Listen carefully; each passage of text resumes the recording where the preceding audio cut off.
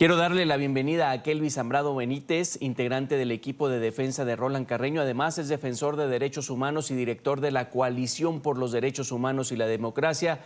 Bienvenido, Kelvin. Hola Enrique, gracias a ti por el espacio para poder hablar sobre este tema que está agobiando a Venezuela en este momento.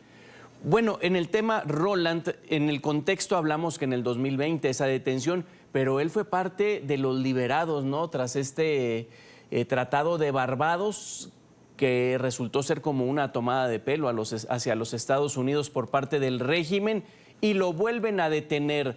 Mensajes muy poderosos de la dictadura ahí. Sí, hay que recordar que Roland Carreño, al igual que un conjunto de privados de libertad por motivos políticos, fue beneficiado en el marco de este acuerdo. Acuerdo que no ha sido cumplido por los funcionarios del Estado venezolano, no solamente por el caso de Roland, sino en el caso de aquellas personas que en el marco de este acuerdo lograron obtener un beneficio procesal y que hasta el día de hoy muchos de ellos siguen presentándose ante los tribunales, siguen siendo víctimas de hostigamiento, siguen siendo víctimas de persecución.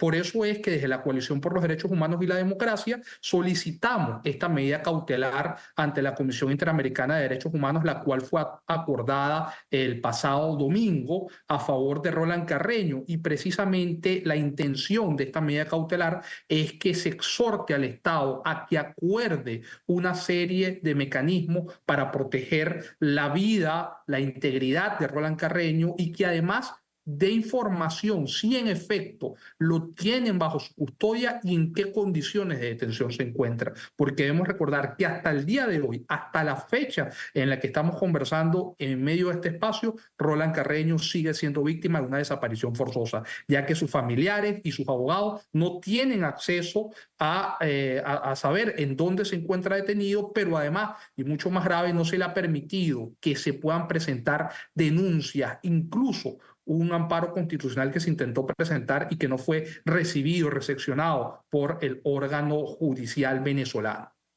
Kelvin, ONGs evidencian estos abusos. ¿Sería la gota que colmó la paciencia de Nicolás Maduro? Porque pasan ahora a una ley para regularlas.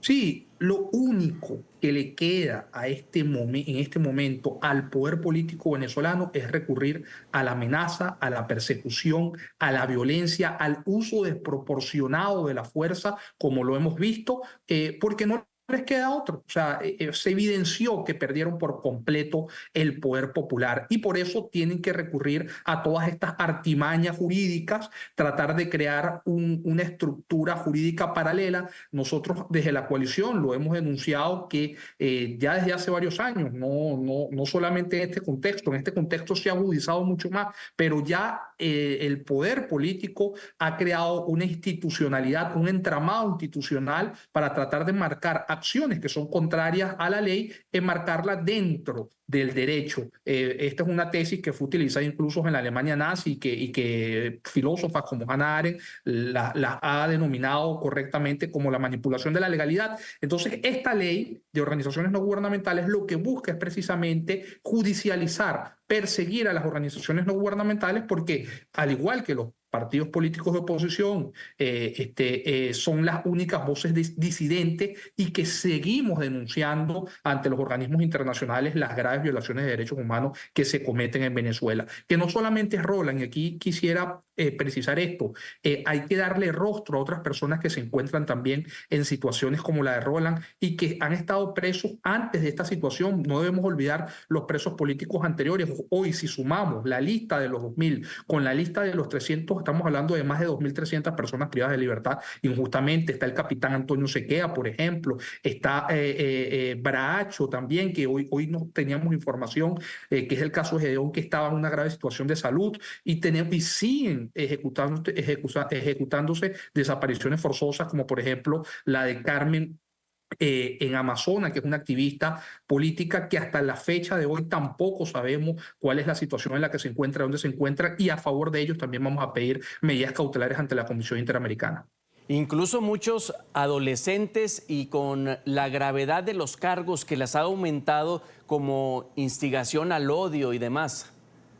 Sí, por ejemplo, nosotros llevamos un caso en Carabobo, que es el caso de Juan Hidalgo. Juan Hidalgo es una persona menor de edad que en este momento se encuentra recluido en el Hospital Central de Carabobo debido a la grave situación de salud en la que se encuentra. Él padece de dos patologías como es ataques de epilepsia y esquizofrenia. Y esta persona simplemente lo que hicieron fue la trasladaron del centro de reclusión en el que se encontraba a el Hospital Central de Carabobo en unas condiciones que no son las más óptimas, porque tampoco debemos olvidar que en Venezuela el sistema de salud público no funciona. Imagínate la gravedad de esta situación o la situación en la que colocan a los familiares de estas personas que son personas de escasos recursos sociales, poder ubicar los medicamentos, poder estar pendiente de su familiar y el tribunal no, los tribunales no hacen nada, los funcionarios lo que dicen es, no, bueno, acuda a otras instancias. Incluso en este caso particular se acudió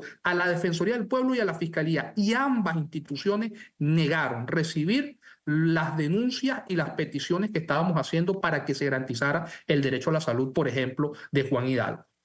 Por cierto, Jorge Rodríguez dijo que ONGs recibían el financiamiento internacional y que con esto pagaban a las guarimbas o grupos de choque. ¿Qué opinión le merece? Bueno, sin duda que el vicepresidente, el presidente de la Asamblea Nacional siempre recurre a su gran imaginación, ¿no? Esto es producto de la capacidad literaria que tiene de poder construir cosas que no suceden. De hecho, él hasta escritor de cuentos fue, creo que fue Premio Nacional de Cuentos del Nacional, y creo que lo que está haciendo es honor a su oficio como escritor de tratar de describir situaciones que no suceden. Si algo han hecho las organizaciones no gubernamentales en Venezuela es llamar a la paz, a la tranquilidad. De hecho, nosotros de la Coalición por los Derechos Humanos y la Democracia hemos hecho diferentes comunicados en los que convocamos a una solución pacífica, a una solución en la que las partes puedan dialogar para llegar a un acuerdo y culminar con esta situación que está gobernando en Venezuela, porque hoy en Venezuela lo que impera es la suspensión de las garantías constitucionales de hecho.